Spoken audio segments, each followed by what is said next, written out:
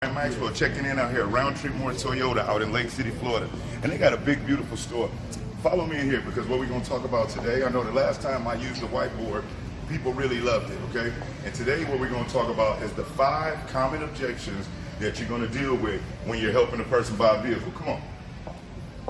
And as you can see, again, beautiful store. Look at this.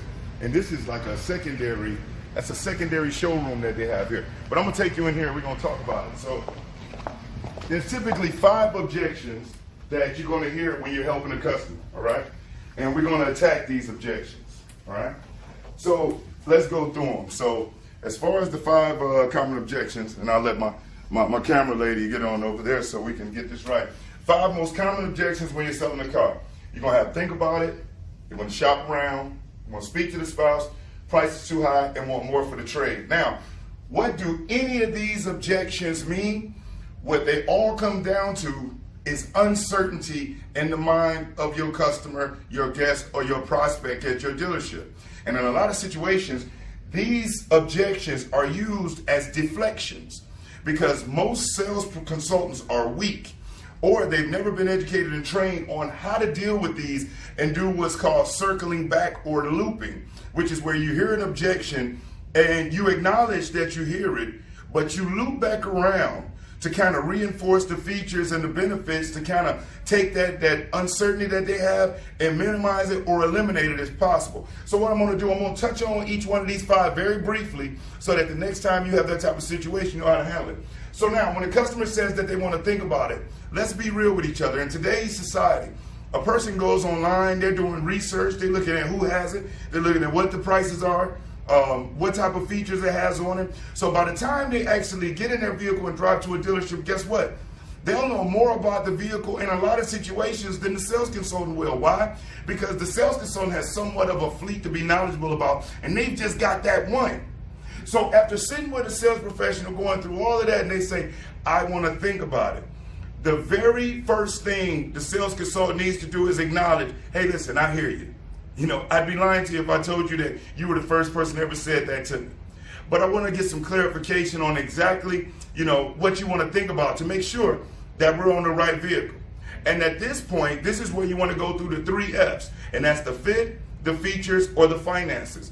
Where you just want to ask them, hey, listen, most of the time when somebody tells me that they want to think about it, it's either because they're not interested or they're interested but not quite sure. Which one of those is it for you? Well, I'm interested but not quite sure. Awesome. Well, that typically boils down to one of 3 things. I call it the 3 F's. It's either not the right fit, doesn't have the right features, or it's the finances. So let's go through each one of those to give us a better understanding of where you are. And, you know what I'm saying, so I can explain it to my manager and see what we can do to kind of help you with that. That's how you want to go through, think about it, okay? Shop around. Let's really think about what a customer has to do to actually shop around. And when they shop around, they're looking for the best price. In order for a customer to actually get the best price, they would have to go to every competitive dealership in the area, and they would have to get prices from each and every one of them in order to actually find out what the best price actually is. Let me grab my marker real fast. What the best price actually is. And so we can actually help them with that simply by many times educating them on exactly what that takes. Hey, listen, ma'am or sir, I totally hear you shopping around, and that just makes you intelligent. You want to make sure you're getting the best bang for your buck, don't you? Typically, they're going to say, yeah, okay, well, let me explain to you and help you guys out to make sure you can find that and go through exactly what you need to do. And then you just want to explain to them, in order for you to actually get the best price, when you leave here, you're going to drive 6 miles over to XYZ Toyota, XYZ Ford, and you're going to get with a sales consultant, and they're going to take you through the process, and they're going to take you on the demo drive, and then they're going to present you with numbers. And in order for them to actually present you with accurate numbers, they may need to run your information. And you do run a risk of maybe that being reduced a little bit if you haven't done too many times, but they need to do that in order to actually give you the best possible price they can. And then you'd have to go over to the next store in the area and the next store. By the time a person goes through 5 or 6 stores, their credit potentially can be dropped by 50 to 100 points. And they've done all that driving around to find out that the difference between the best price and the one that they got is $500, maybe even $1,000. Well, really, what you can do to save them time, ask them, what exactly is it that you're shopping around looking for? Is it the best price? Is this the right option for you? Or is there something else that I may have missed? Okay? The third one, speak to spouse. Now, this one boils down to what's called an internal buying system. And the worst thing you can do is when somebody has an internal buying system, if they've been talking to a spouse for 20 years, to a pastor for the last 10 years, if they've been praying about it, you're not going to get that person to change their internal buying system that fast. But what you can do is acknowledge, hey, listen, I totally get it. Makes you very respectful.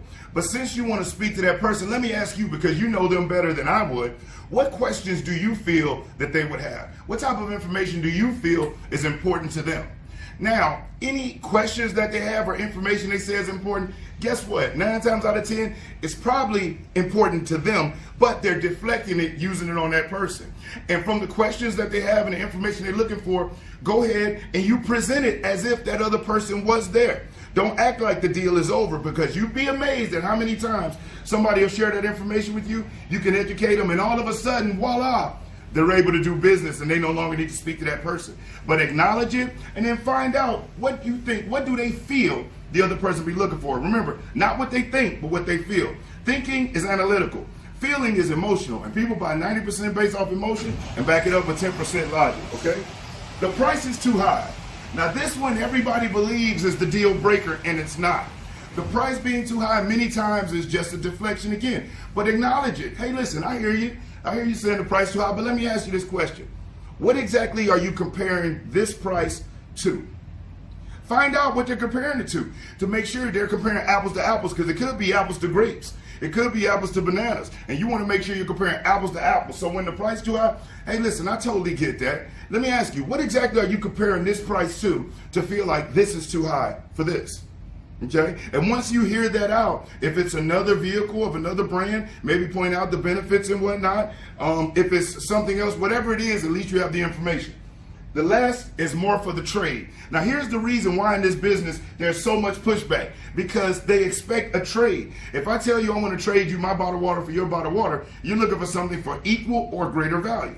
Now think about it. A person comes in to trade in their vehicle, may get 5, 10, 15, may even get 20,000. To invest in another vehicle, 9 times out of 10, what they're investing in is going to be more than what it is that they're trading in. And a lot of times, you do have those rarities where it's not like that, but in most cases, that's what it is. Now, in this situation, you can use what's called a pattern interrupt.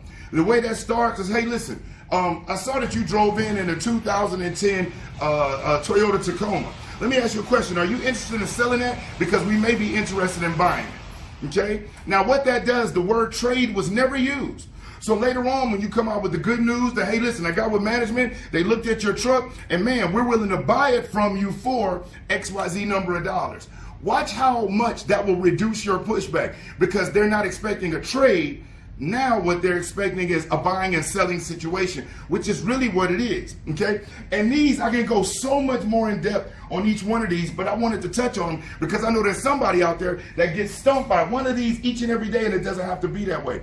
If you know you've been struggling with overcoming these objections and you're looking for a way for you to be able to overcome and handle them, the good news for you is there's a link in the description, because I have over 50 word tracks available to help you overcome and handle these objections that I'm willing to allow you to utilize, have to launch your career to another level, convert more sales, and make more money. You'll have access to the ultimate online automotive sales training program, complete with over 3 hours of audio, video, sales training manual, actual visual. You'll have access to be 1 hour in a live training session with myself on top of the audio and video. So it's actually 4 hours. You have the digital manual that you can download to your phone. The audios you can play through your Bluetooth, listen to on your computer, on your laptop, wherever it is, that take you through the steps to the step, but not just the step, the psychology behind it. And if you act today, right now, I'm also going to include the How to Drive Facebook leads that you can use with over 3 hours of audio and video to drive people interested in your product to your Facebook page or to your dealership looking to buy from you. You get the online traffic surge, teach you how to use Snapchat, other social media outlets to drive buyers. You get the 100 success tips, 10 videos of the most powerful steps used by the top producers in this business. And I'm also going to give you access to the live weekly coaching sessions with me. And if you act now, everything else is included.